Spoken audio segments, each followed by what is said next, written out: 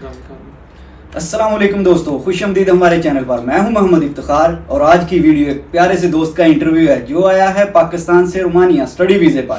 تو آئیں ہم اس سے بات کرتے ہیں، اس سے لیں گے ہم انفارمیشن کہ وہ کیسے اس نے ویزا اپلائی کیا اور کون کون سے ڈاکومنٹ اس کو ضرورت پڑی اور مکمل A to Z ہم انفارمیشن لیں گے. تو چلو آئیں اس سے بات کرتے ہیں.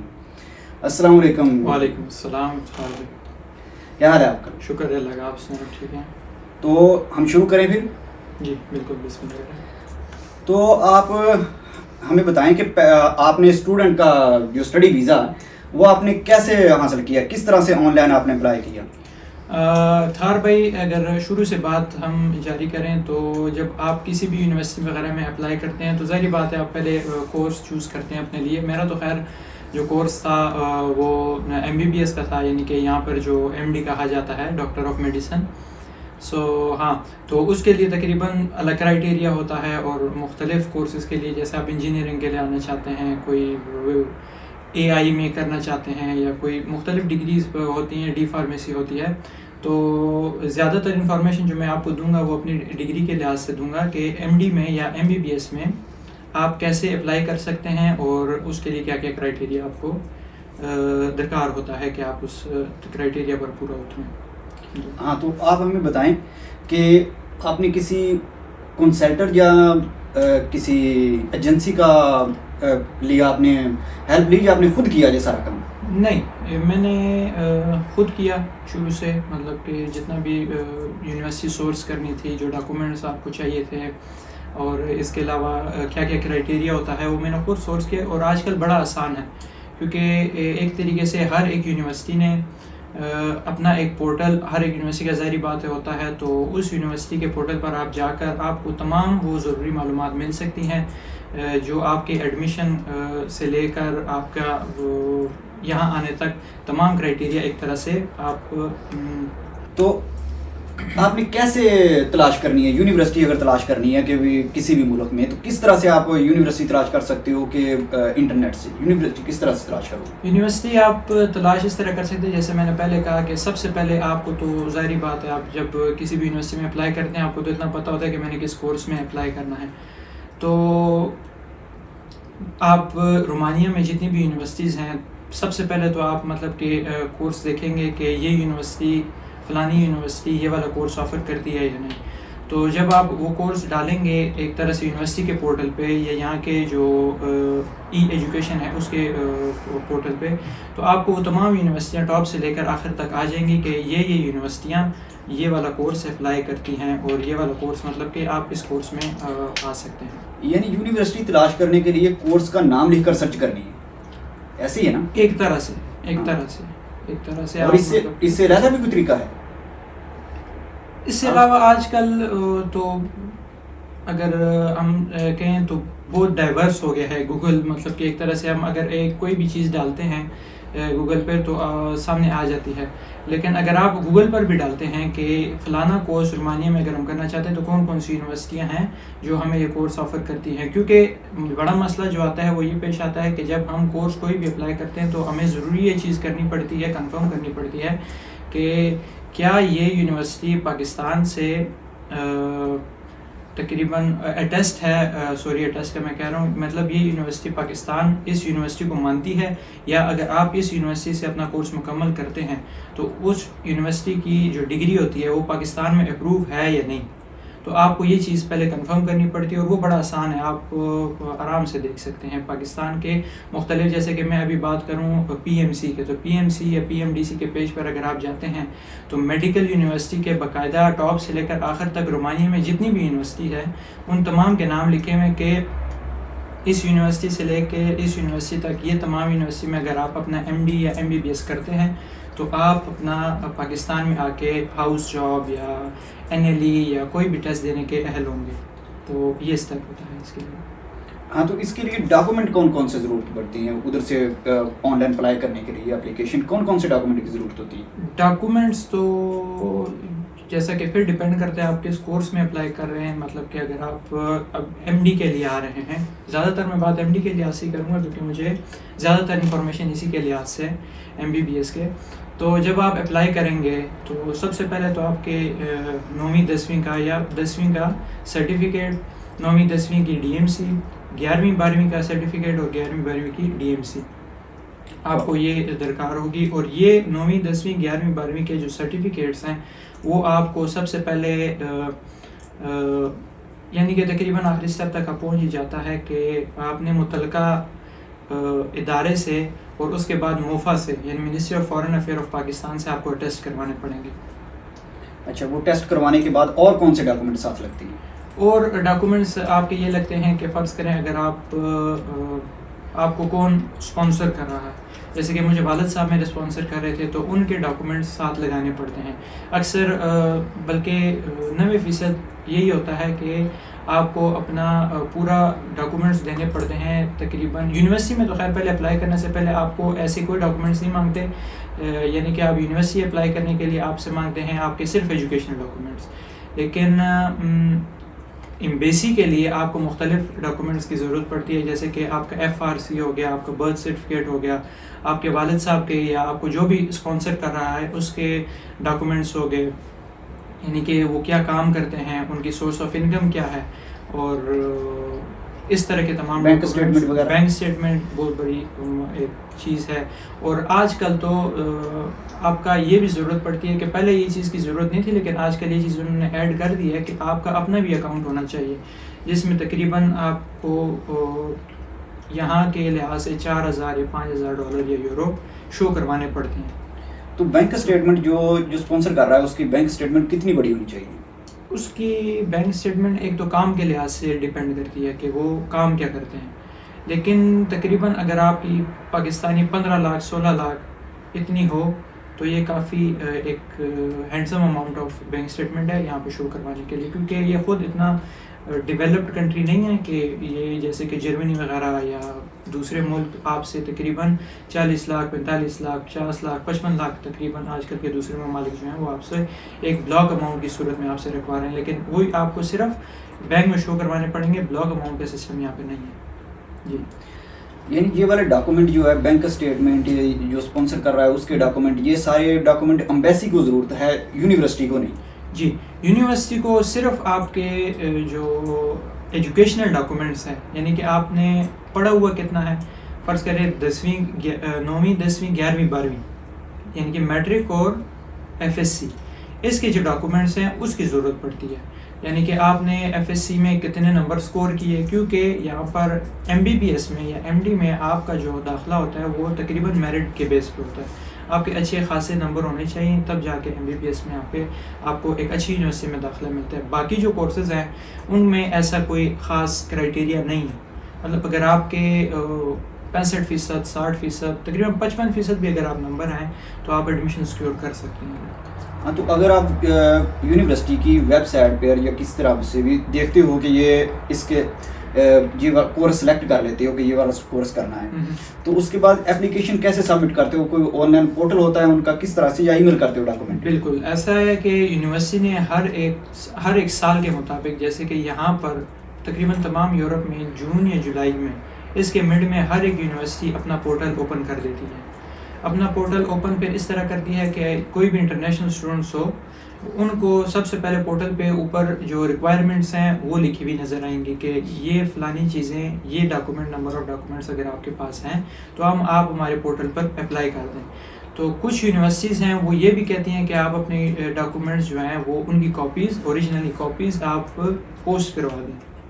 جس متعلقہ یونیورسٹی میں آپ نے اپلائی کیا ہوا ہے یا جس یونیورسٹی میں آپ اپلائی کرنے جا رہے ہیں تو اس کو آپ نے پوسٹ کرنی ہوتی ہے، لیکن فی الحال یہ چیز پہلے ہوتی تھی، ابھی ذرا کم ہو گئی. تو ان کی کوئی فیس بھی ہے جی، اپلیکیشن سبمٹ کرنے کی؟ اپلیکیشن سبمٹ کرنے کی MBBS کے لیے، MD کے لیے تقریباً 150 یورو اپلیکیشن فیس ہے ہر ایک یونیورسٹی. تو وہ اگر اپلیکیشن آپ کی سلیکٹ ہو جاتی ہے، آپ ادھر کے لیے ہو جاتے ہو سلیکٹ، تو پھر تو ٹھیک ہے، یہ آپ کی فیس گئی ہوئی ہے کہ آپ کو لگ جائے گا. اگر ادھر سے کوئی مسئلہ بنتا ہے، آپ کی اپلیکیشن ریجیکٹ ہو جاتی ہے تو فیس کیا واپس ہوتی ہے یا نہیں؟ یہ والی فیس ریفنڈ نہیں ہوتی، لیکن یہ فیس آپ جمع کروانے کے بعد اگر آپ ایڈمیشن سیکیور کرتے ہیں، اور ایڈمیشن سیکیور کرنے کے بعد آپ کو پھر ایک دوسری ای میل آتی ہے یونیورسٹی کی طرف سے کہ فرض کریں سپتمبر کی پہلی تاریخ سے لے کے سپتمبر کی آخری تاریخ تک آپ نے اپنی پورے سال کی فیس ایڈوانس میں جمع کروانی ہے. یہ میں ایم ڈی کی بات کر رہا ہوں, MBBS کی. تو آپ نے یہ فیس جمع کروانی ہے, اور اگر آپ 1 سپتمبر سے لے کے فرض کریں 30 سپتمبر کے اندر اندر اپنی فیس جمع کروا دیتے ہیں, آپ کا ایڈمیشن سیکیور ہو جاتا ہے, تو پھر آپ کو تو پھر ویزا اپلائی کرنے کی اجازت ایک طرح سے مل جاتی ہے, کیونکہ یہ فیس جمع کروانے کے بعد یونیورسٹی آپ کی اپلیکیشن رومانیہ کے منسٹری کو بھیجتی ہے. رومانیہ کے منسٹری کو آپ کی بات کاٹ رہا ہوں, رومانیہ کی منسٹری پھر آپ کو ایک ایکسیپٹنس لیٹر جاری کرتی ہے. وہ ایکسیپٹنس لیٹر ایک طرح سے آپ کی 60 سے 70% ضمانت یہ ہوتا ہے کہ آپ کو رومانیہ میں آنے کی اجازت ہے, اور آپ کے ویزا کے چانسز بھی کافی حد تک بڑھ جاتے ہیں.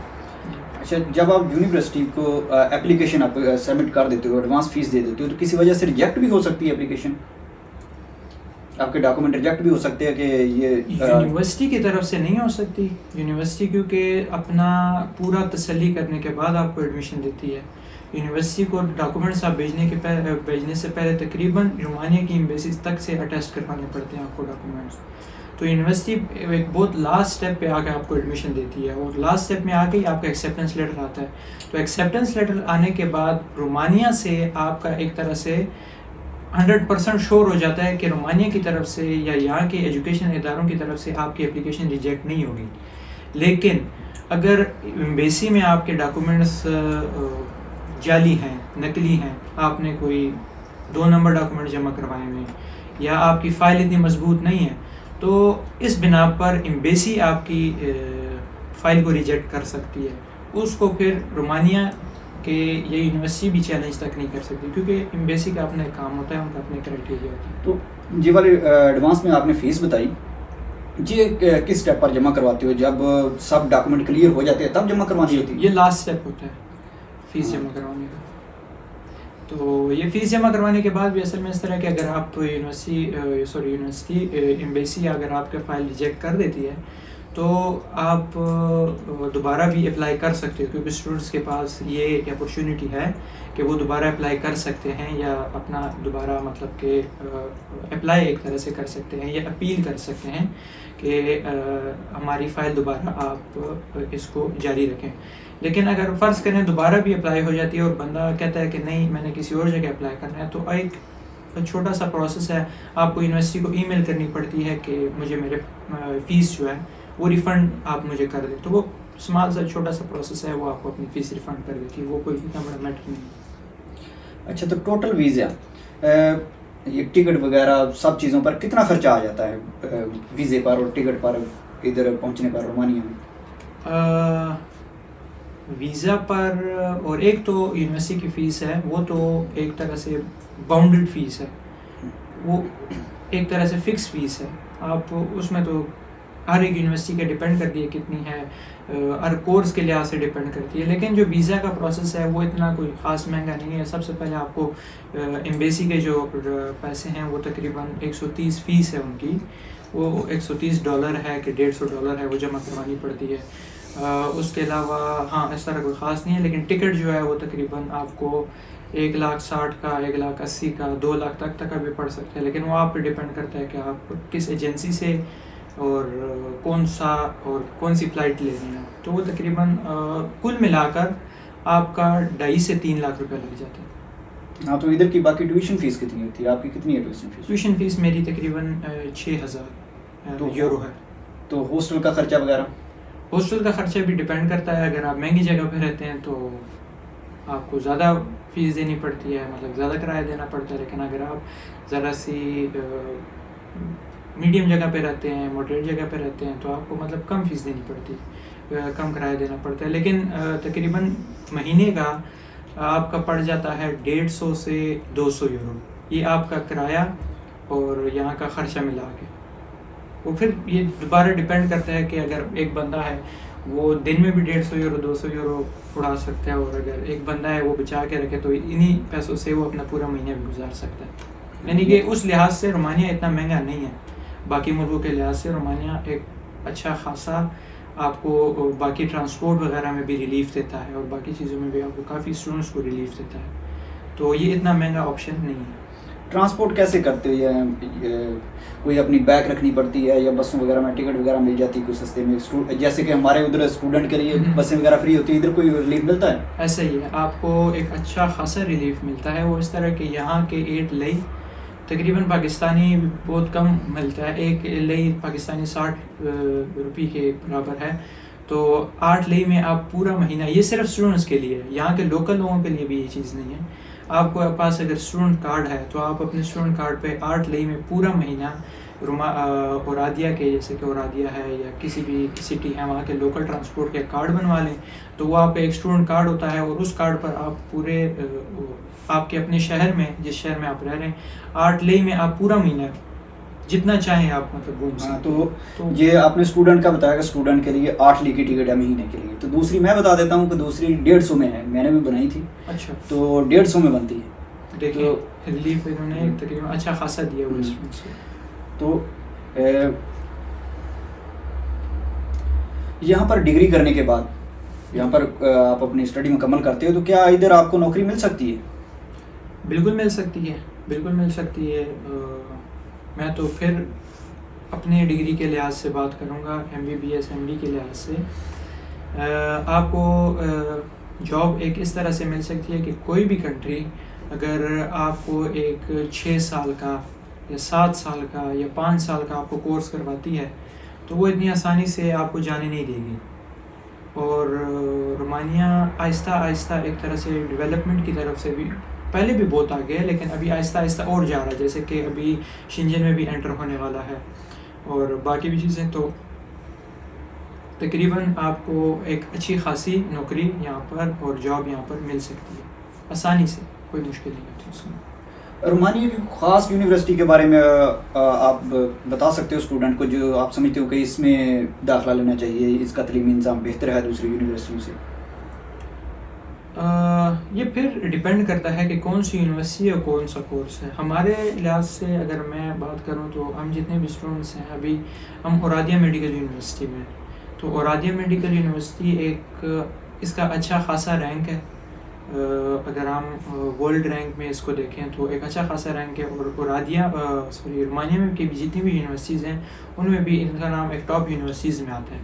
باقی اس کے علاوہ کانسٹانٹا میڈیکل یونیورسٹی ہے، تیمیشوارا میں ہے، کلوج میں ہے، بوکارسٹ میں ہے. لیکن وہ پھر ڈیپینڈ کرتا ہے کہ آپ کا بجٹ کتنا ہائی ہے اور آپ کا بجٹ کتنا وہ ہینڈسم ہے.